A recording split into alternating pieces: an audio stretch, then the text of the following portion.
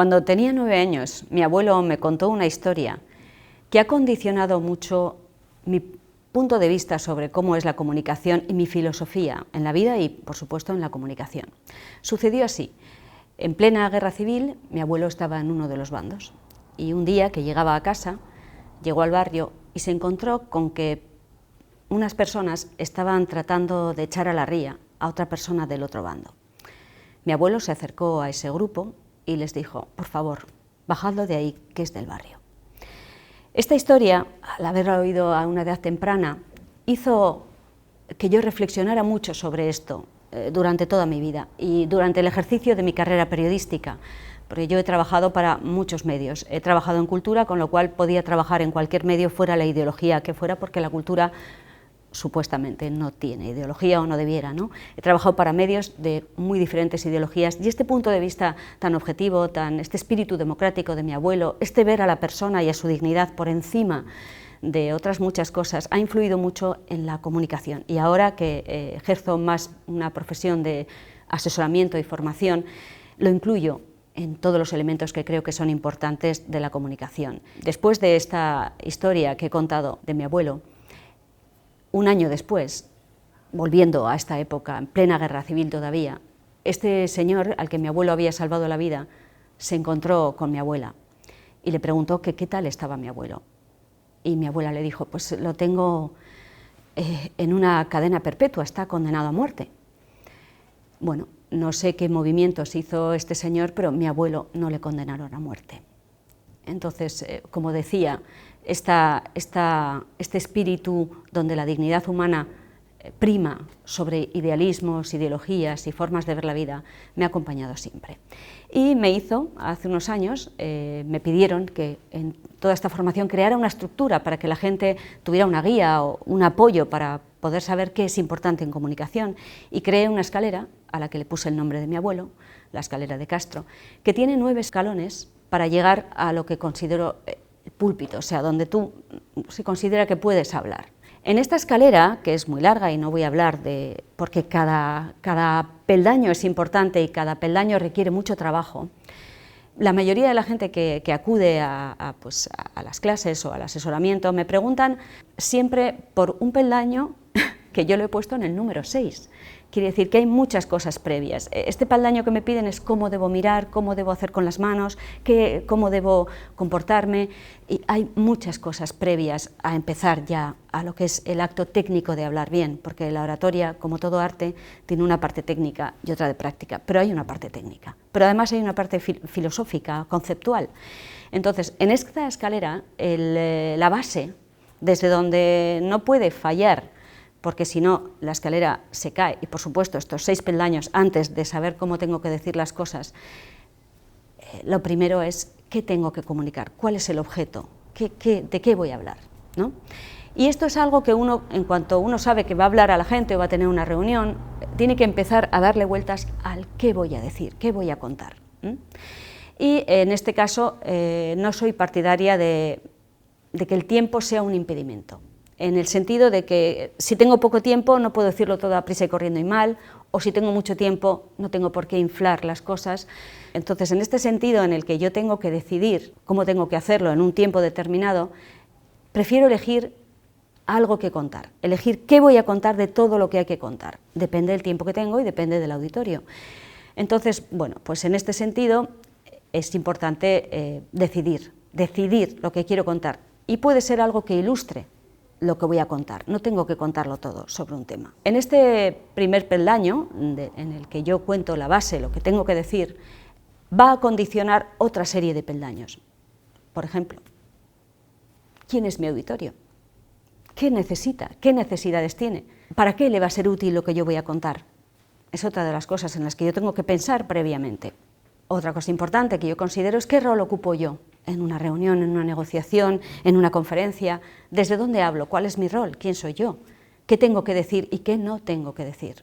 En este sentido, bueno, creo que hay otra cosa que también está fallando, que es no ser conscientes del rol que ocupamos. Por ejemplo, en los últimos tiempos, donde la comunicación se ha vuelto omnipresente, quiero decir, ya no solo comunican personas profesionales de la comunicación, sino que todo el mundo comunica, quizá este sentido del rol y de las consecuencias que tiene lo que decimos, pues a lo mejor no está tan afinado, ¿no? Y sobre todo tenemos que pensar que las personas públicas, desde el Parlamento hasta un niño que tiene un móvil en la mano con un chat, aunque sea de 4 personas, tienen influencia y son referentes. Si son referentes, las personas vas a influenciar sobre las personas, tienes que tener una responsabilidad. Entonces, bueno, esto también hay que tenerlo en cuenta a la hora de comunicar. Y en este contenido es muy importante tener algo en cuenta. La comunicación nunca es unilateral. Yo nunca comunico sola. Siempre es de ida y vuelta. Quiere decir, tengo que tener en cuenta al interlocutor. Hay muchos elementos que van a condicionar lo que voy a contar. Uno de ellos es que hay otra persona o otras personas al otro lado. Esto significa que yo tengo que pensar sobre todo en qué utilidad tiene lo que yo voy a contar para mi auditorio, y eso va a delimitar bastante mi contenido y lo va a concentrar, lo va a concretar, que esto es importante. Y en este qué voy a contar hay un elemento que hay que tener muy en cuenta, y es que toda persona que habla bien, escucha muy bien también. Quiere decir que aunque nosotros estemos dirigiéndonos a un auditorio como yo ahora mismo, que no responde, que no mira, en una conferencia donde te diriges a mucha gente, pensemos que las personas sí contestan en silencio. Sus pensamientos, sus reacciones están dentro de lo que yo comunico. Entonces yo a la hora de comunicar voy a tener en cuenta este feedback, voy a pensar que ahí hay personas que están reaccionando a lo que yo estoy diciendo, y esto va a condicionar también mi manera de hablar. Por un lado, va a hacer que mi ritmo se adecúe al ritmo más lento, del más lento de mis interlocutores. No puedo ir a mi ritmo porque yo hablo muy rápido.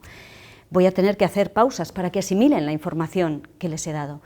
Voy a tener que buscar un tono, un ritmo, una entonación que no moleste, que no invada, que tampoco se quede corta a la gente que está buscando, que está esperando que le diga algo con cierta energía. Entonces voy a tener que acomodar esto a las 1000 tipos de público que yo puedo tener. Otra de las cosas que va a influir en lo que yo tengo que contar es el rol que ocupo, desde dónde hablo yo, quién soy yo, qué tengo yo que decir a este auditorio y qué no puedo decir en el rol que ocupo. Lo que ocurre cuando desempeñamos un rol, que siempre desempeñamos un rol en la comunicación, tanto si se trata de la comunicación profesional como de la comunicación social.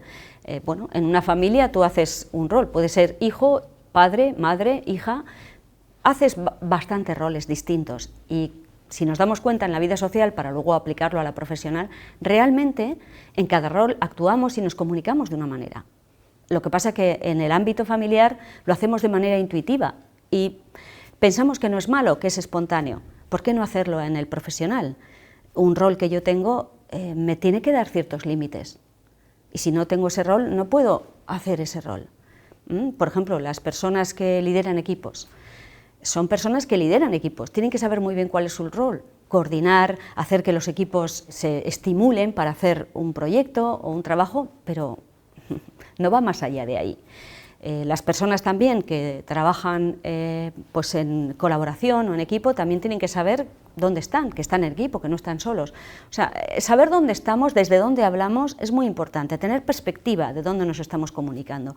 A veces, como he dicho antes, uno cree que esto es un monólogo y no lo es. No lo es, hay ida y vuelta, y hay que tenerlo en cuenta, y hay que escuchar no solo con los oídos. Uno percibe una mirada, percibe un gesto, observa mínimamente al otro lo que está sucediendo y enseguida tiene información. No puedes hablar bien si no eres capaz de obtener información de todo lo que está pasando a tu alrededor mientras hablas. Ese es el tema, esto sucede mientras hablas. Tienes que tener despiertas estas antenas, para mí es muy importante. Otro aspecto importante en la comunicación es la comunicación no verbal. Tenemos que pensar a la hora de hablar que no podemos delegar todo en las palabras. Conocemos todos la frase de ya se lo he dicho 1000 veces, o la frase una imagen vale más que 1000 palabras. Diré algo sobre eso. Se lo he dicho 1000 veces. ¿Por qué no lo dices una y bien? ¿Por qué no te tomas tu tiempo con tus pausas para pensar la frase exacta que conviene en cada momento? No decir una cosa de cualquier manera muchísimas veces, por ejemplo. O una imagen vale más que 1000 palabras, o una palabra, una frase bien dicha vale más que 1000 imágenes, ¿no?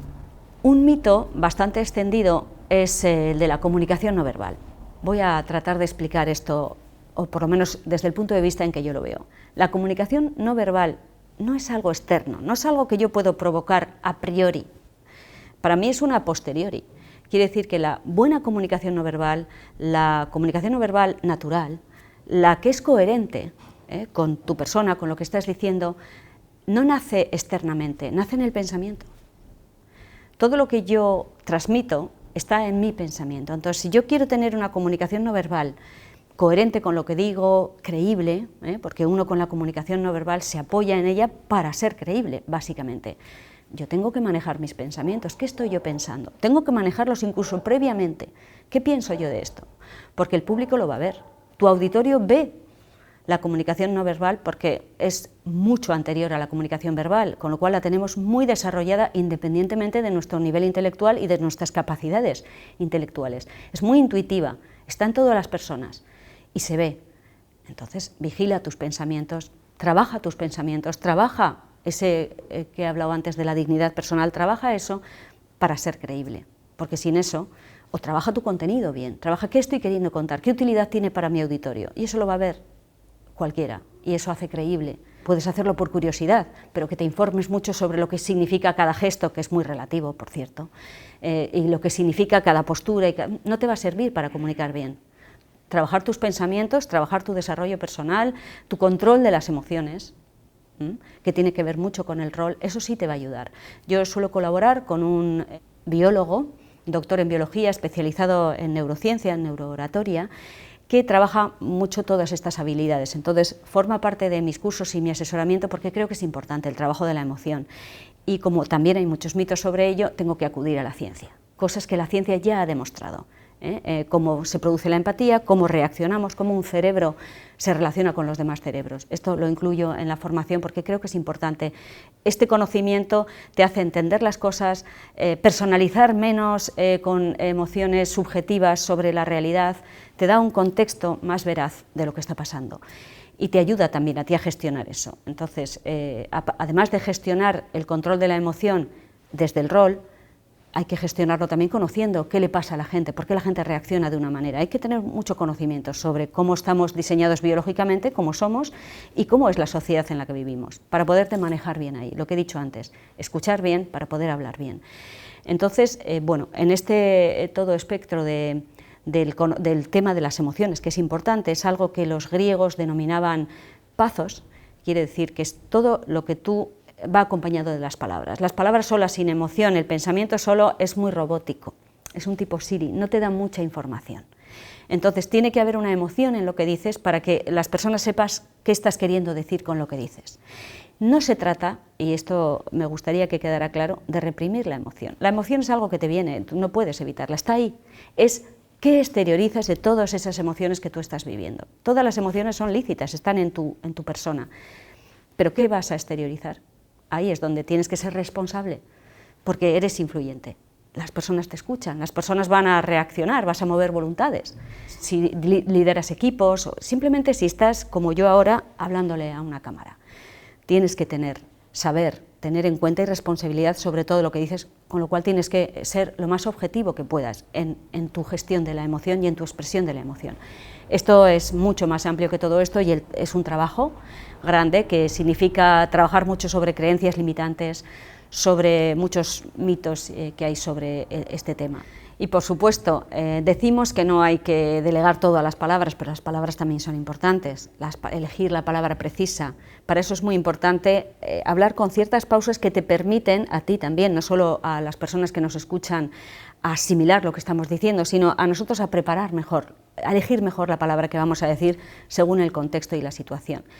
Y voy a hablar de uno de los temas que más me gusta, aunque lo coloque en el peldaño 6 de mi escalera, que es la voz, el sonido de la voz.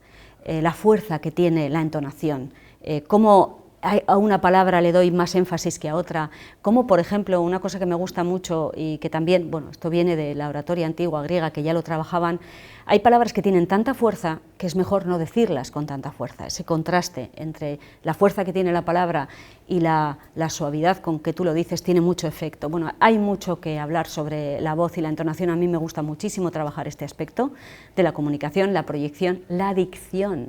No podemos hablar sin mover la boca. Recientemente me he enterado que la E es la vocal, la letra, perdón, que más se usa en el lenguaje castellano, por ejemplo. Y curiosamente la E necesita, para ser bien expresada, la E, abrir la comosura de los labios mucho y se abre poco. Entonces, si es la letra que más usamos y se abre poco, puede que quede sucio lo que es un discurso. Entonces, procuremos abrir más la comosura, hacer ejercicios delante del espejo de vocalización, de fonética, bla, bla, bla, cla, cla, cla, todo esto que nos hace ver cómo el sonido sale perfecto según cómo estamos pronunciando. Bueno, esto es muy importante, es muy bonito de trabajar y hace que el discurso suene bien. También colaboro con otra persona que es especialista en sonido. Si antes para lo que es la comunicación no verbal trabajo con un doctor en biología, que es Alberto Santolaria, es mi hermano, trabajo con otro hermano mío que es especialista y técnico de sonido. Entonces, él nos habla mucho sobre el sonido de la voz, sobre cómo crear una marca, el audio branding, la marca personal a través de tu sonido de la voz. Trabajamos mucho eso en un estudio de sonido y forma parte también de nuestro asesoramiento y formación en comunicación. Y para terminar, os voy a leer un decálogo que he elaborado para recapitular todos estos elementos que considero que son fundamentales o importantes o que nos pueden ayudar a la hora de enfrentarnos a la oratoria, a hablar en público, a comunicarnos con las personas. 1. Para hablar bien hay que tener algo que decir, personal y universal, es decir, propio pero interesante para el auditorio. 2. Es el deseo de decir y no el miedo el que debe preceder a quien desee hablar bien. 3.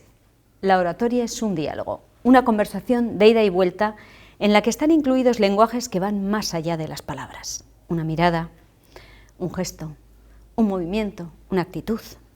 4. Son las palabras que elegimos, el orden que ocupan en la frase, su significado en el contexto, nuestra intención, lo que decide la belleza en la entonación y el ritmo oportuno al hablar. 5. La comunicación no verbal nace en el pensamiento. Por ello, tener una actitud coherente con el pensamiento propicia la credibilidad. 6. Es la emoción la que nos mueve, la que nos empuja a hablar. En un acto público puede haber tantas emociones como personas, entonces una emoción en equilibrio con las circunstancias favorece la atención de la audiencia. 7. Mantener la mente abierta ayuda a relacionar ideas y disciplinas, a enlazar la historia con el presente, a argumentar con sabiduría. 8. La persona que habla ha de mostrar con cada frase su interés en ser escuchada. 9. La persona que escucha, en un foro, ha de encontrar fascinante el punto de vista del otro, aunque a veces esté muy alejado del suyo. Y 10. Hablar y que te escuchen es un privilegio, una suerte de poder, lo cual implica una responsabilidad, puesto que lo que decimos puede influir en los pensamientos y acciones de las personas que nos escuchan. Es cierto que todo lo que somos tiene que ver con nuestro pasado. La ciudad en que vivimos nos hace ser quienes somos también, nos da unas costumbres, una manera de hacer las cosas. Nos importa mucho en una ciudad cómo es su urbanismo, qué edificios construimos, y creo que tampoco debemos olvidar que nosotros, nuestra comunicación, también hace a una ciudad.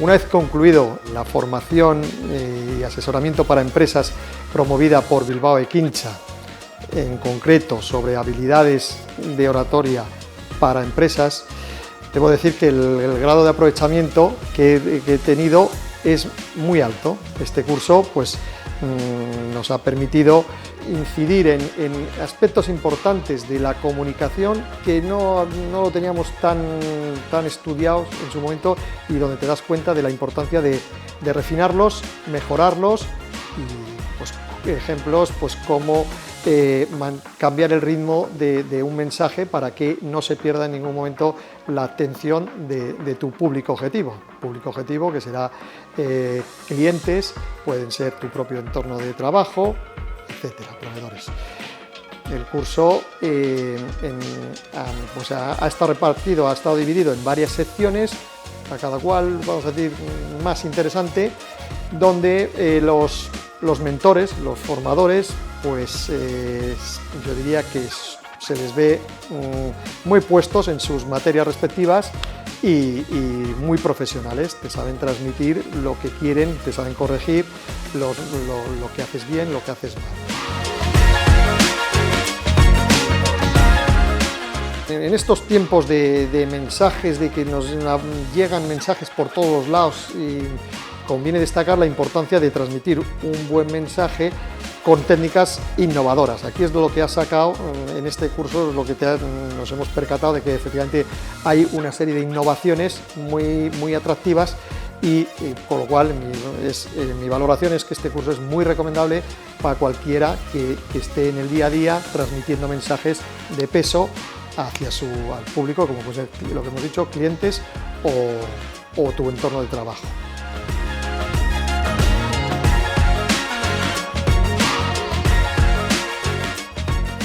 Estamos aquí en Baitic, una de las 15 empresas para las que hemos realizado este asesoramiento individual de oratoria empresarial, y una vez terminado todo este tiempo, que ha durado unos meses, en los que hemos estado con diversas empresas, tanto empresas que tienen dilatada experiencia y bueno, pues no partían de cero de comunicación, porque si han llegado hasta ahí es porque algo habrán hecho bien, pues el entusiasmo con el que han recibido y el interés, esta innovación en comunicación, o vamos a llamarle actualizarse en comunicación, porque sí que es verdad que el mundo ha cambiado.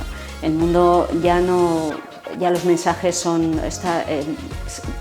estamos saturados de información, entonces hay que distinguirse, no puedes improvisar ni ser hacer de cualquier manera, ¿no?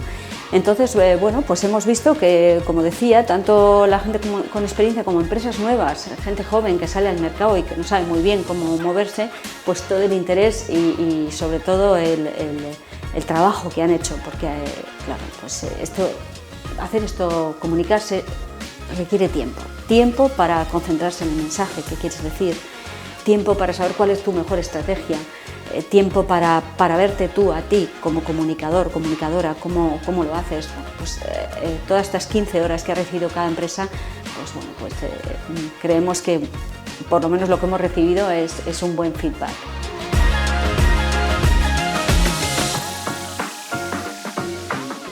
Hay algo interesante en todo este tema de la comunicación actual. Porque, bueno, pues las personas, iba a decir unos años, pero considero que hace ya demasiados siglos que las especialidades, las profesiones, se han separado mucho unas de otras. Entonces, bueno, desde nuestro gabinete de oratoria consideramos que el asesoramiento en comunicación tenía que ser integral, tenía que tener en cuenta muchas disciplinas que están alrededor de la comunicación. La comunicación no es solo hablar, la comunicación es pensar, la comunicación es expresar, tiene que ver mucho con el desarrollo personal también y profesional, y el conocimiento de nuevos métodos y nuevas maneras, ¿no? Igual antes con una carta, un apretón de manos, podía cerrarse un negocio. Hoy requiere una complejidad, a veces muy sutil, que hay que hacerla en poco tiempo, y todo esto requiere una sofisticación de la comunicación. Esto no quiere decir que la comunicación tenga que ser algo complejo, es al revés, es buscar esa sencillez, esa naturalidad, esa verdad en la comunicación, pero que a la vez suene a muy profesional, por lo que decía antes, porque hay mucha competencia, todo el mundo comunica ahora mismo, la gente se ha puesto muy al día en comunicación y hay que estar ahí. Entonces, bueno, pues nosotros también queríamos estar ahí dando desde donde nosotros sabemos pues todas estas herramientas para que las empresas puedan utilizarlas cuando lo necesiten, bien cuando en sus reuniones, bien cuando tienen que hacer presentaciones en conferencias o bueno, congresos o en su comunicación diaria, tanto por teléfono, correo electrónico. O sea, nuestra comunicación abarca todo un tema integral y bueno, pues bienvenidos al renacimiento de la comunicación y a no tener pensar tanto en que nosotros tenemos una profesión y solo tenemos que saber de esa profesión. No.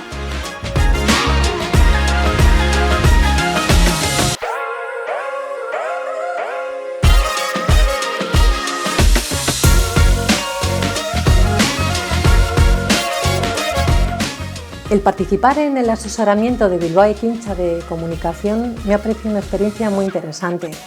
Para mí es muy importante la comunicación, no solo a nivel personal, también a nivel profesional y sobre todo en un sector como el mío, el inmobiliario, en el que constantemente estamos en comunicación con personas y con personas de muy diferentes perfiles.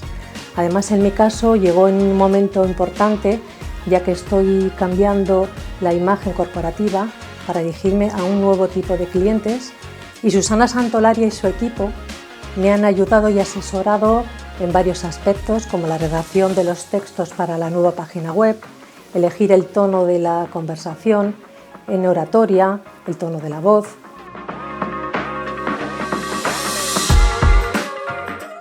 Para nosotros también ha sido muy interesante trabajar con todas las empresas porque hemos encontrado perfiles muy distintos, personas que son muy profesionales en sus trabajos y creemos que tiene bastante sentido esta propuesta que hace Bilbao Ekintza de aportar herramientas de comunicación, porque pensemos que el sistema educativo no contempla, ni siquiera en profesiones en las que la comunicación es la base, no contempla el estudio de la comunicación y el estudio práctico además y pragmático de la comunicación.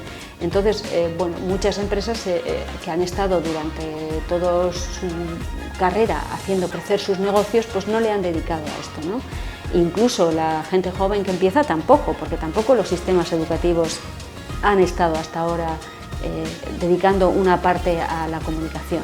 Ahora sí se empieza, pero en las primeras etapas. Entonces supongo que las personas, los que son ahora niños, en el futuro pues estarán más preparados. Entonces sí, como decía, tiene sentido que Bilbao Ekintza aporte a estos profesionales estas habilidades y estas herramientas para que las pongan en práctica en sus negocios y puedan atraer a sus públicos, puedan comunicarse de forma laboral también con otro criterio, un criterio más teniendo conciencia de que todo comunica. Comunica nuestra manera de ser, comunica lo que decimos, comunica lo que pensamos, comunicamos con el cuerpo, con la voz, todo, y hay que ser conscientes de esto, ¿no? Porque no sabemos lo que le está llegando al otro y es importante saber. Al final, tener habilidades de oratoria y de comunicación lo que te da, a mi modo de ver, es creatividad, porque cuando sabes y tienes criterio de cómo hacer las cosas, tu mente puede crear, innovar y también te da libertad, porque saber decir las cosas, saber que las cosas que dices van a tener un efecto que tú sabes que aquello va a llegar bien, te da mucha libertad para poder decir, para poder tener una visualización en el mercado laboral o en el mercado de negocios, tener una visión de lo que tú quieres transmitir y también para percibir, porque en la comunicación no olvidemos que es de ida y vuelta, siempre lo digo, la comunicación va y viene, no es uno comunica, uno percibe también, entonces también aprender que la comunicación es eso, cómo percibimos, para luego emitir. Y en este sentido, ha sido muy interesante el trabajo con todas estas empresas. Y también ocurre que te encuentras con muchas personas que son muy buenos profesionales en su trabajo y temen el momento en el que tienen que comunicarse o dar una conferencia o hablar en una reunión grande, y es una pena, porque cuando vencen esta parte, en ese temor, cuando ya conocen, aprenden un poco algunas técnicas o adquieren algunas herramientas, ese momento del día, en lugar de ser algo temible, se convierte en algo bonito, en algo que les gusta. Entonces sí que también vemos que cuando damos este asesoramiento o esta formación, las personas adquieren como una más ilusión por hacer su trabajo. En resumen, me ha parecido una experiencia muy interesante, así que animo a profesionales y a empresas que quieran innovar en materia de comunicación a que se apunten en próximas convocatorias.